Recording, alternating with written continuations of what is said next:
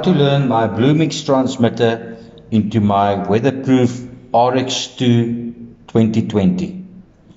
I've got my program button, which I press once for channel 1.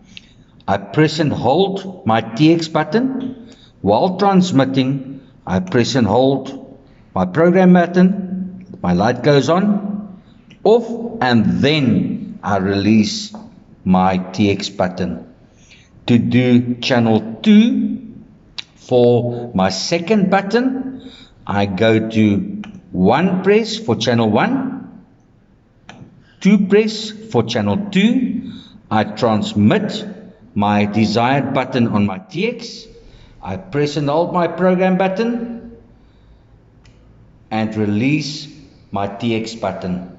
Remember, always first transmit, then program your RX, release the RX button, and then release the TX button.